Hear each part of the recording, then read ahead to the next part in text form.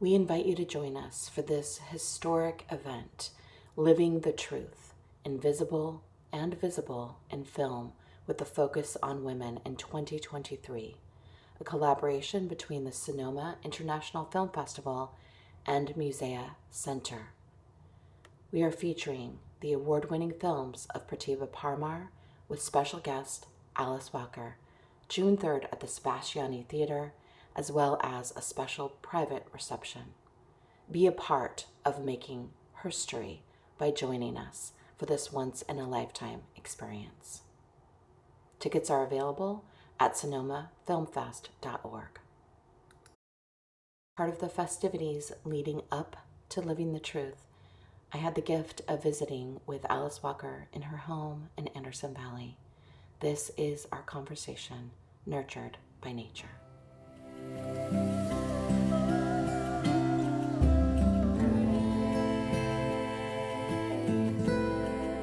We have a beautiful mother. Her hills of buffaloes. Her buffaloes, hills.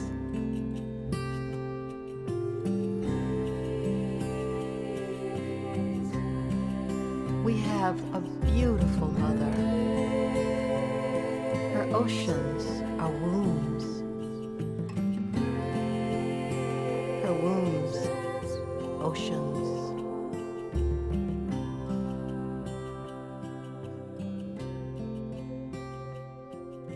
We have a beautiful mother.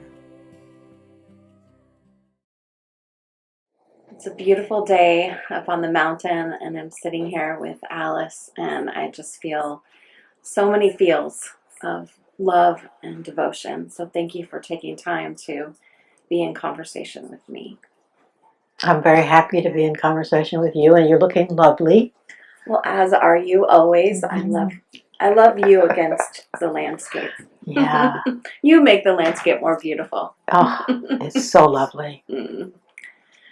Well, I just wanted to start our conversation and welcome all of you as well, that the influence of a kind of care and a kind of thinking that you brought to me as a young activist. So I just want to start with thanking you for that, for you encouraging me to bring joy into whatever the heavy lifting of my work was.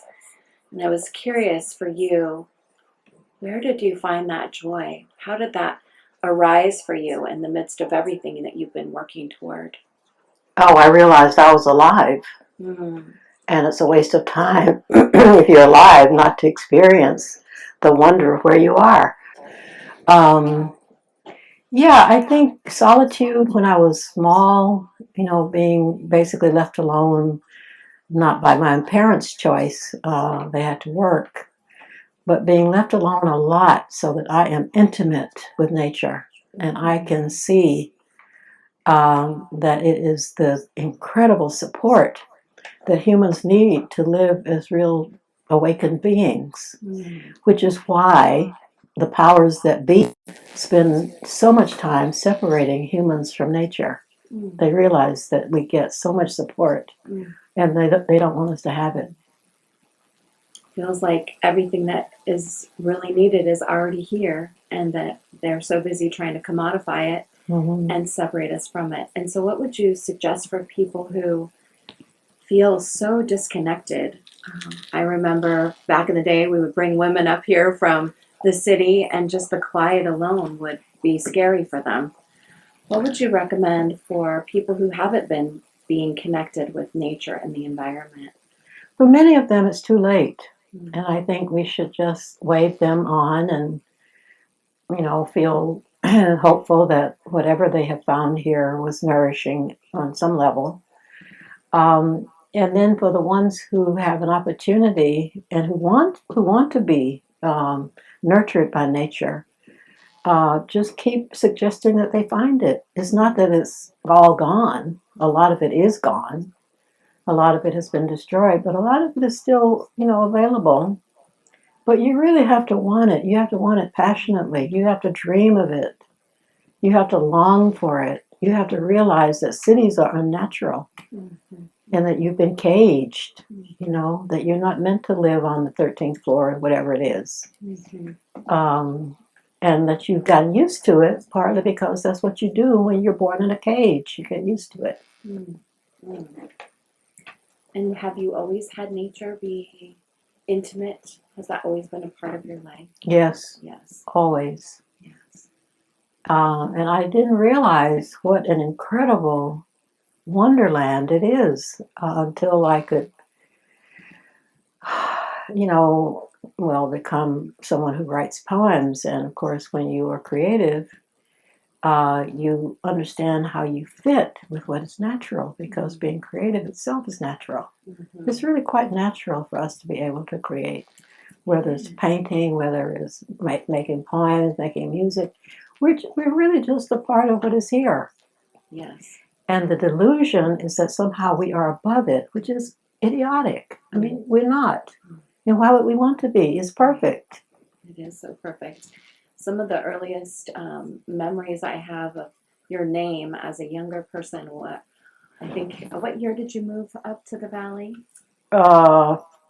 85 or 86, something like that. Well, I remember a day that our family, who was... Actually, more like 90 or something, 89 and 90. I remember the family was talking about bringing water across the hill. And I was a part of that movement to bring water over. And I remember the trip where we were going all the way down the hill into the creek and then all the way up. And I was like, this can't be possible. How can we be brave enough to do this? It's a memory that I think of on a regular basis. And at the time, of course, I was so young and I didn't know you at all. But that's one of my first memories of coming to the mountain with you is water. Well, it was because Sue Sellars, your other mother, the genius, knew I needed water for my garden, because I can't really live without a garden, and I wanted to plant, even though there was hardly anywhere to plant. And she figured out, because I had no water, I had no electricity either, she figured out that if she put all the hoses that she had together, along with everybody else's hoses, we could reach from her well to my garden. It's really amazing. And I have a photograph in my kitchen to this day of my end of the hose from which water is coming. And then I took that photograph and I had someone erase the hose so that it looks as if the water that she was sending is just coming directly from her hand to mine across a whole, I don't know. How long is that distance? Gosh, it's got to be 10 or 11 acres at least. It was so long. I don't know how she did it, but anyway. I don't either. I remember that day, though. Well, good. I'm glad you do. My birth mom, Karen, would always talk about women coming into their power when they take responsibility for their water systems. Yep. Right? To be a part of that. Right. And then when we dug a well, we had a ceremony at the top of the hill. And, all of the people who were involved in our little, clan then came. And Chris Bing, for instance, drew a huge dragon on the side of the cistern, which was so special. I mean, there's some wonderful people in this valley. It seems like so many people at that time participated in this home, in this creation.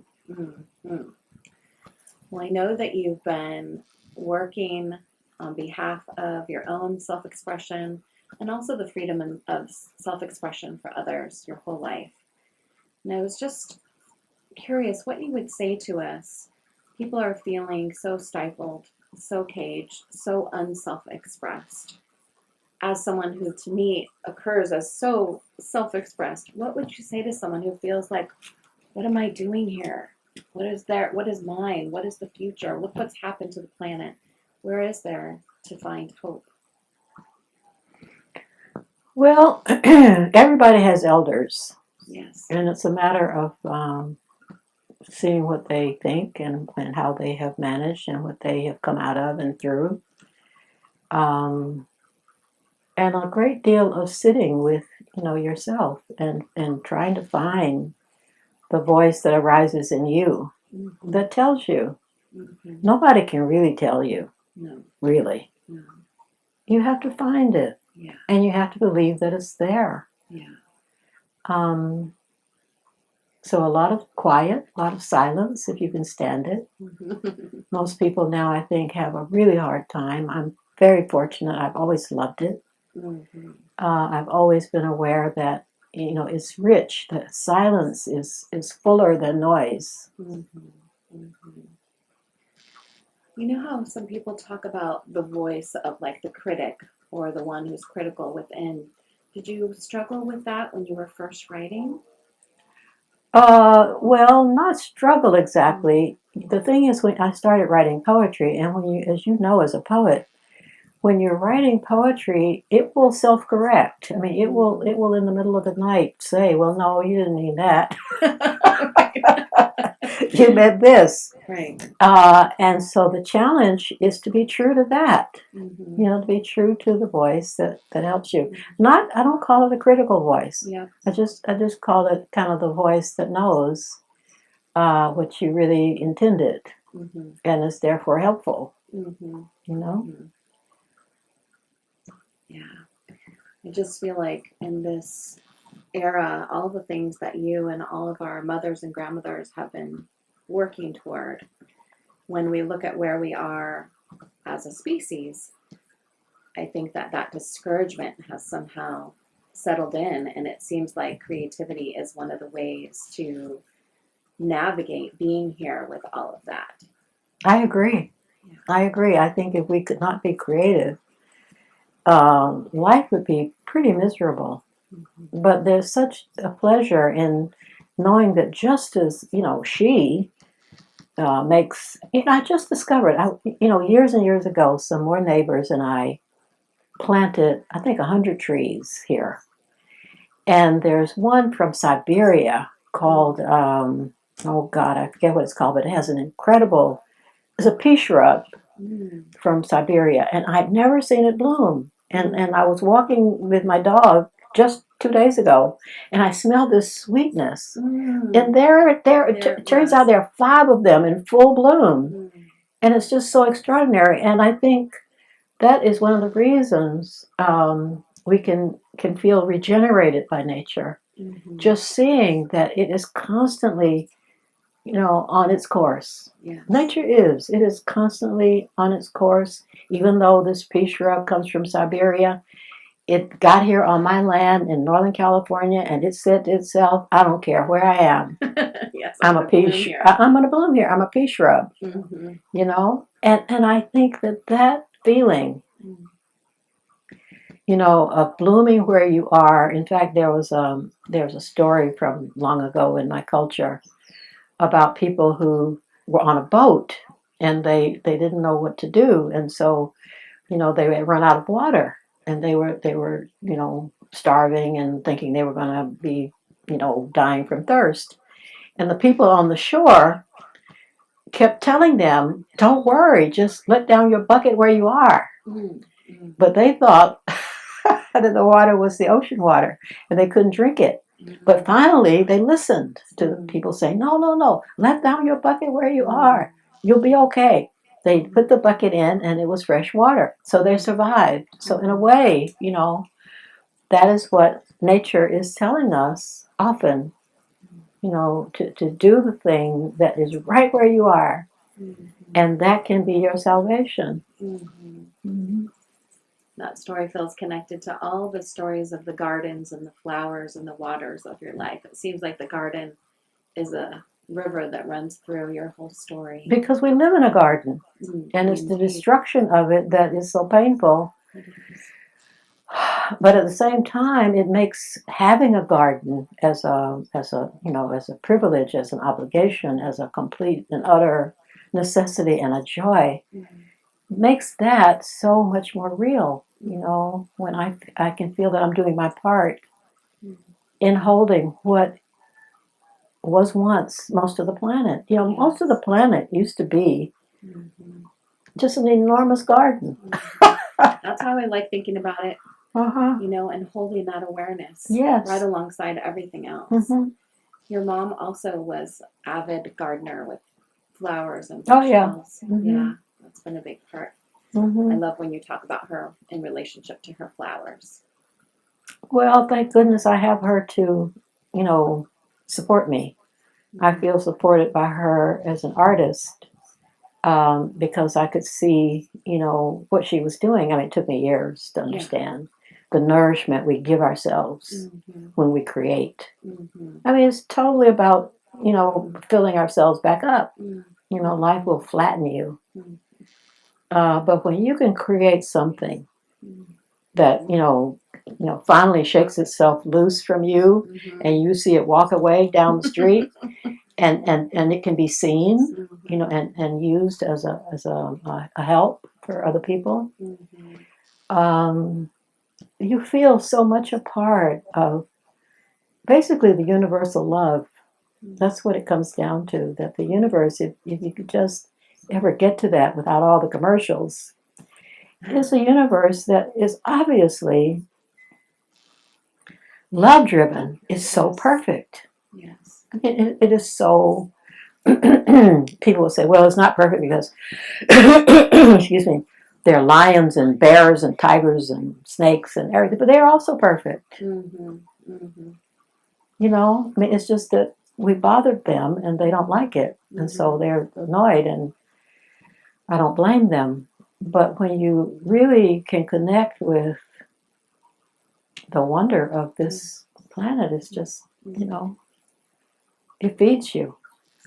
Well, that sense of being nurtured by it, I mean, just remember all the forms of activism that I was involved in since birth, because when my mom was pregnant with me, her and Sue pretty much discovered the patriarchy during that time.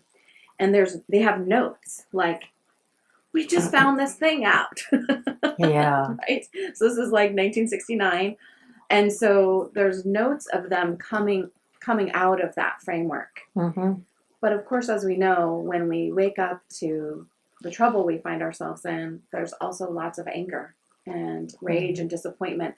And I think dismay, like Sue would say, if this is what is happening, what else don't we know? Mm-hmm. And so I feel like even though they were both creative, that underlying despair of how did we get here, and especially regarding the care for women and children and Earth. And when you came into our lives and I was in circles that you were in, there was something different that I recognized immediately. And it's like my mom told me, study beautiful and brilliant women and how they are. Watch, listen. And I would listen to you and something else would be happening. And I didn't know how to name it at the time. I was too young. But then as time went on, I started to be able to name it as this idea of finding the joy, possessing the secret of joy in the midst of doing the laboring. Mm-hmm. And so many activists, I feel like, just are taken over by the rage, Mm-hmm. and they lose that thread of creativity and care that they originally used, and then we exhaust ourselves. Mm-hmm. So for you, is that something that's always existed? I mean, you've confronted some of the horrors of the world. Mm-hmm. And I've been depressed. Yeah. I've had many, I was suicidal earlier in my life. That went on for quite a while because it can be a lot. And also I had incredible physical, women's issues in my body, which didn't help. And I think living in Mississippi under incredible pressure, from laws and racism and all that, almost took me over the edge more than once. So it's not as if joy is a constant. Right. It's that if you're lucky and if you survive, you begin to see, especially when you're with a collective of people up against horrible conditions. I mean, horrible conditions against people who don't even see them as humans. They just see them as an obstacle to be disposed of. And you see that incredible spark of humanity, that kind of insistence that we have a right to be here because we are part of nature. We are part of this earth. Mm. Um, and the beauty of that can't help but make you feel joyful Mm. on some level, even if it's the last smile you ever have. Mhm. You feel that you have accomplished by being there and being with those particular people. Mm. You feel like you have accomplished something worth accomplishing. Mhm. You showed up. Mhm. And sometimes that's all you can do. Mhm. And that's the joy that you have. I mean, it's not giggly. Mhm. It's profound. It's just the feeling that you understand that for you, this is why you were born. Mhm. And if you had not shown up, um, well, you can't hardly imagine what you would have felt like. Right. Right. You know? I just really want to honor you for being that teacher of joy to me. I was a naturally happy child, but I was also, I was called the den mother because I was worried. So I was happy and worried. I wasn't fussy, but I was just making sure everybody was okay. But I could definitely see myself going in that worry about what's going to happen in the world, and I have to do something about it. So being able to find that creative thread of delight is something that I witness that you have, and that I do my best to bring to the circles that I gather in. Of course. So thank you for And a that. lot of dancing. Lots of dancing. I think that's also critical in thinking about this because I come from cultures who danced and who still dance. And you can often be in situations in different countries or different cultures where the people are really, they have been oppressed for like centuries, and they are still having their dances, even if they have to go way out in the middle of the Kalahari where nobody can find them. And nobody, well, now satellites can find anything, but they would dance. They would make these little circles in the sand. And you realize that humans have actually known how to protect just that spark Yes. of joyfulness about being here, Mm-hmm. as opposed to being, for instance, on Mars. Mm-hmm. Mm-hmm. It's very special being here. It is. And even it's hard to imagine that people in the Kalahari would still be so grateful. Right. It's dry. There's no shelter, and but they get it that we're still incredibly lucky, not only to be wherever we are on the planet, but to have learned how to live there. I mean, imagine that people like Eskimos, for instance. Those houses made of ice. I mean, Mm-hmm. It just seems so unlikely that we would even be here and exactly. treating it like the miracle that it is. And it's just the best work I think for any of us now is to help people to understand that they live in a miracle every day. Mm-hmm. They live in a miracle, and don't let people make you think you don't. Right. They are busily trying every minute to make you think you actually live in the little spot that they planned for you. Right. Which is really a zoo. Yeah. I mean, we can watch what they have done to the animals to see, how they really plan our, existence. Mm-hmm. And it's the solidarity that you can feel with nature, whatever it's doing. I didn't see the rivers in the sky, and I know that they were terrifying, but I really am so sorry I missed them.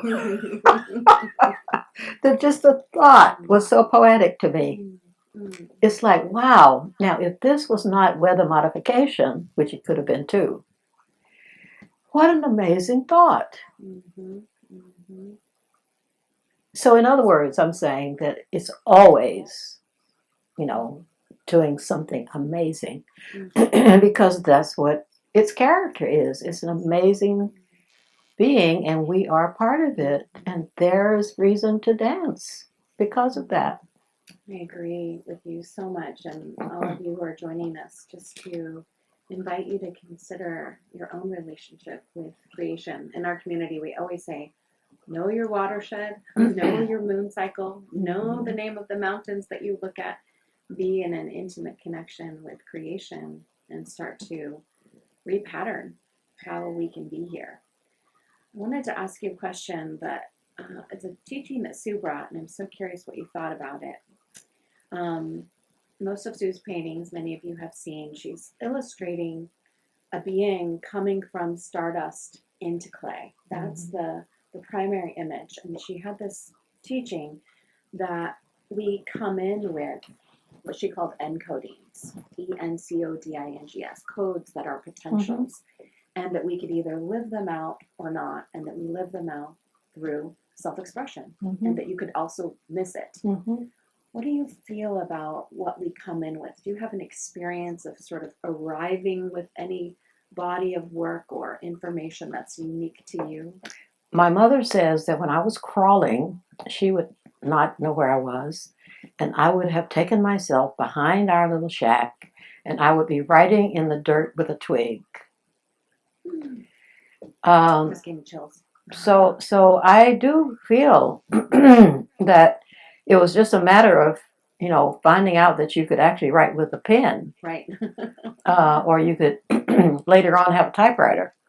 I don't feel that it's, I feel I found it in a way, but I also feel that it was intrinsic to my encoding. Yes. Yeah. To write. Yes. Yeah. I love that. And especially, excuse me, especially to be a poet. Yes. Yeah, I think it was, because poetry, unlike, novels and short stories and essays, it is a whimsical, astringent in some way, very, as we'd say down south, choosy. It's not just going to alight on anybody. Right. It just is not interested. And I think, connecting with that early, just loving the vision of, Easter lilies, pure and white, blossom in the morning light, hearing that little poem, which I recited as a 7-year-old or 5-year-old, early, and then seeing that in nature, that it was true, that this poem was actually a poem, partly because it was true. It's very important.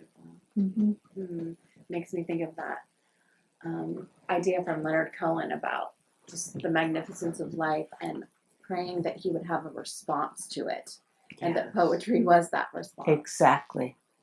Yeah. I love that, and I love Leonard.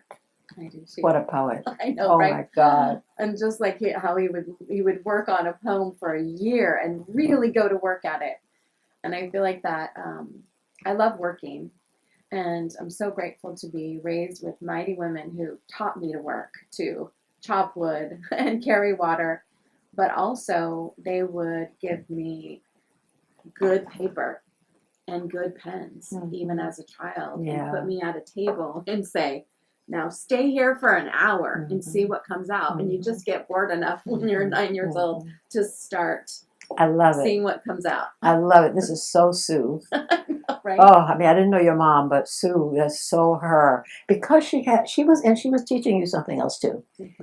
By her faith, that if she gave you that instruction, if she gave you the good paper and the good pen, you would come up with something good. Yep, she did. See, and that's key. That's why parents should think many times before buying junk for their kids to play with. Yes. Because you buy junk for your kids to play with, they have nothing else to create with. They have junk to create with. So this is wonderful. I mean, it's wonderful of her and your mom. This is what you have to do. Let the children see the wonder of life, and then give them what they need to really take it on. Explore it and experiment and love it. And it's quality too. I mean, Sue, she'd say you have to evolve the tools as the child's mind evolves. And so after crayons, there was pencils, and after pencils, there was pens, and after pens, that was paint. Yes. And so this journey of tools that are appropriate to the consciousness of the child, even though we didn't have much, we had art supplies that were really quality. And I feel like those mediums being available always on the table, not in the drawer, in the jars, right? They should be available for everyone. It's criminal that the poet and the artist and the musician and all these beings coming in ready to give us incredible, rich, beautiful work don't have the tools. Right. Now we can get a B-52, and all these other hideous things that they kill each other with. But not give that to all of our children is criminal. Yes. I hope that those of you who are grandparents and aunties and parents listening will feel called to take your child to the museum or the art store and see what tools they're drawn to. I mean, that's one of the wonderful things to bring a child into an art store and just see where their hands go. Exactly. What they feel delighted by. Right. Well, I'm so glad to have this time with you, and I just really also want to thank you and Pratibha Parmar so much for Warrior Marks. As those in my community know, that movie was part of my waking up as a soul. I can remember myself before and after in a 24-hour period. I had left San Francisco and moved up here right across the hill. And Sue and I drove down for the premiere at the Castro, and we actually drove back that same night and just talked the whole way. And I was 23.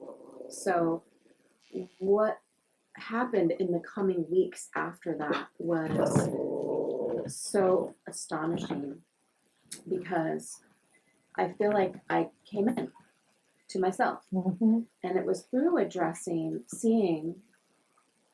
suffering, but through art, right? Not just the facts, not just the news, but actually the beauty with the impossible emotion, which allowed me to digest it. And then there was a conversation that we had about a week later, because I hadn't adjusted. I was still sort of in a place where I felt like I could hear the cries of the world. And Sue said, well, let's bring Alice over. And you walked in, you had a green velvet vest on, and I commented the vest, and you took it off and you gave it to me. And I sat down. I said, it feels like women are never safe. And you said, they're not. That moment was so intense, but I also felt relieved.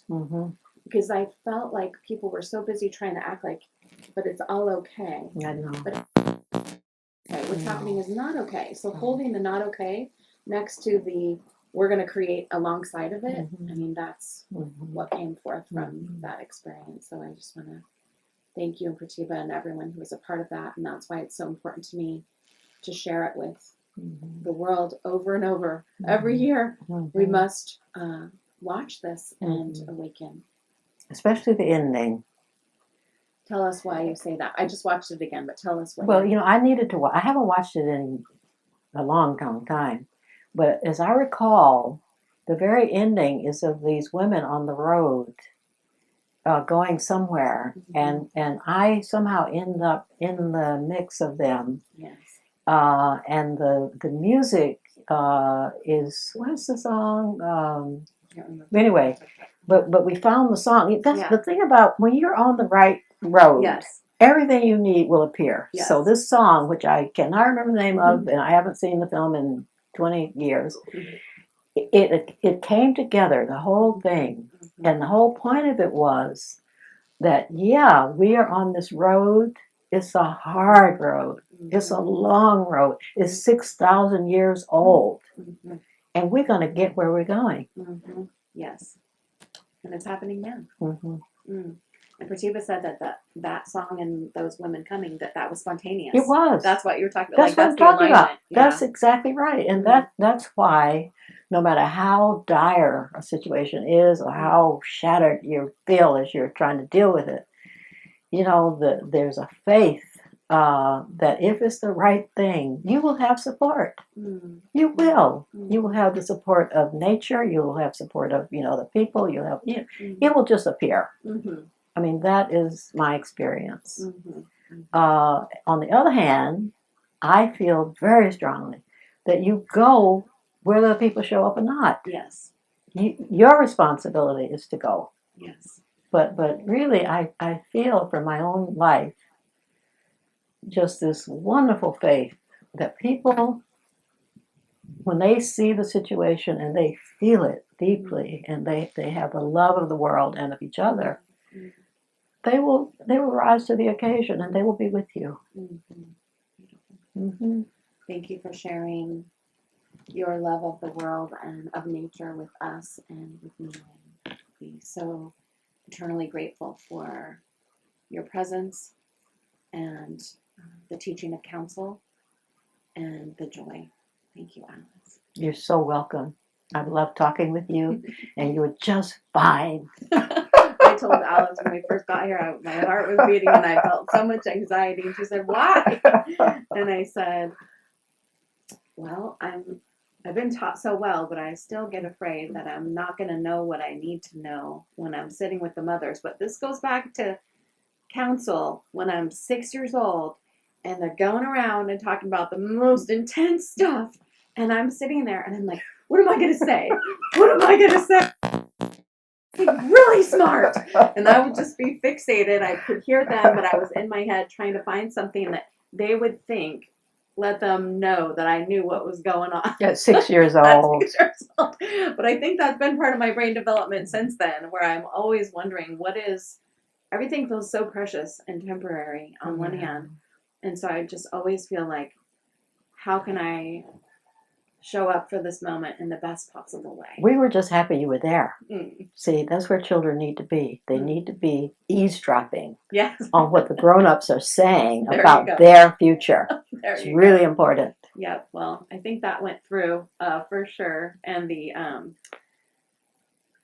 fear and the joy of it, of being in the conversation, because my cousin Bridget and I talk about, wow, we knew a whole bunch of stuff by the time we were, we knew way more than a lot of the other kids who were never having those conversations. So we both became educators because we're like, we better go tell the others. Exactly. Oh, I love it. We better go tell that will make a wonderful title of a poem.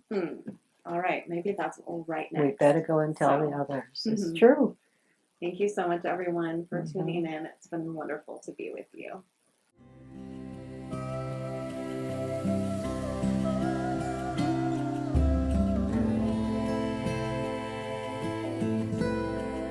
We have a beautiful mother. Her hills of buffaloes. Her buffaloes, hills.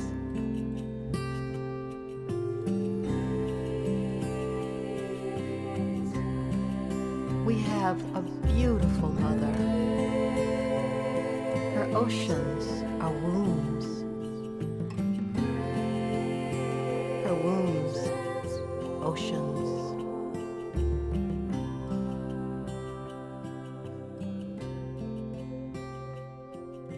We have a beautiful